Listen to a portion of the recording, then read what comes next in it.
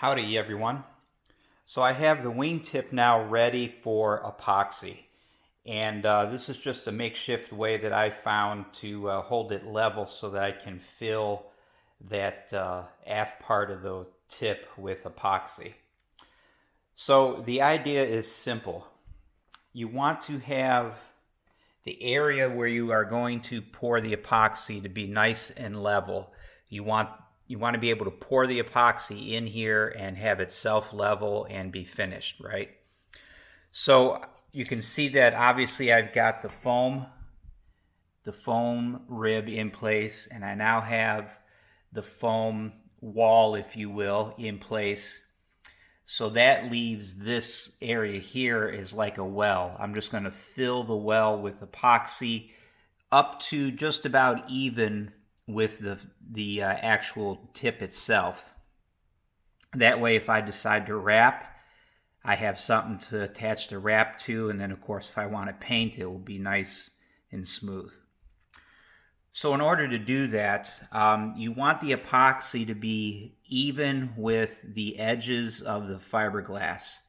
Now this, let's see, this is the bottom. So this bottom edge here and this top edge here, they're not going to be the same because of the way that the wingtip is shaped. One might be a little bit higher than the other. So what I do is I'll span across that with a piece of wood. I put a bubble level on the wood, and then I level the bubble. And you can see maybe what that bubble looks like. That's as good as I'm going to get it. So now with it set up like this, again, the epoxy should self-level itself, and it should be just about even with these top and bottom edges all the way across, and then it's going to get dammed right here. So all of that should flow nice and even and be smooth. At least that's the plan. It worked well with my other tips that I had done this way, and I would expect it to do the same here. So I'm going to mix up the epoxy. I'm going to pour it in here, and we'll see what happens. Howdy everyone. All right, so we're back to the wingtip, and I am basically filling and leveling this back filler area that I had stuffed with foam, which I've already talked about. So I just added the epoxy, and again, I've got this level using my bubble level and a piece of wood. And I did the epoxy. I actually did it in 2 stages, and here's why.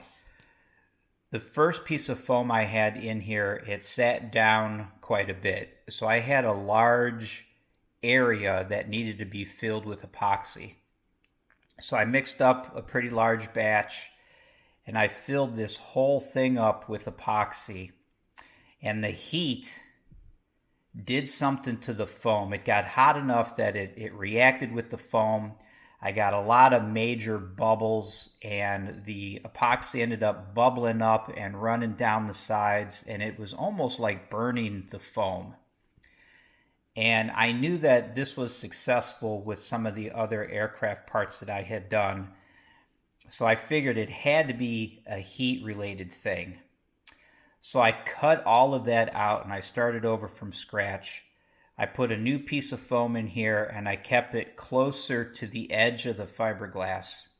So I only had to put a lot thinner of a coating, if you will, of epoxy.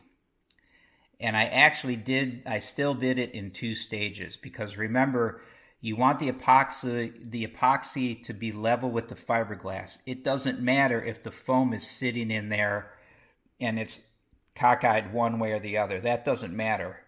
You want the epoxy to self-level with the edges of the fiberglass.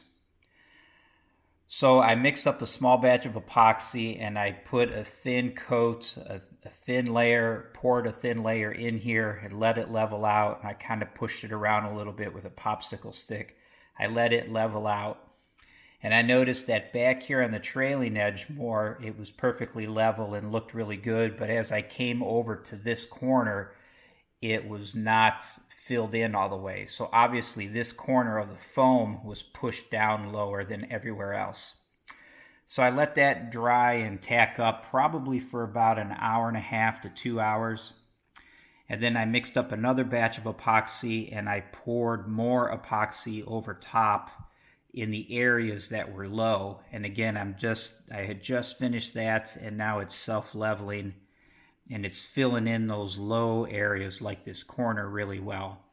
So now when I get down and I look across, I sight across this foam, everything looks nice and even and flat. So I'm going to leave it like it is. I'm going to let it continue to cure overnight, and I'll see what it looks like in the morning. But my point is that doing it, if you're going to have large gaps that you want to fill, you have to be careful not to use so much epoxy that it creates so much heat that you have a problem. Doing it in a couple of layers, obviously there's not enough epoxy to build up a lot of heat, and that cured my problems. So this one will be considered finished. I've got the other wingtip ready to go. I know I will do that one tomorrow. And I also had modified the bottom of the rudder to clear the tail wheel spring.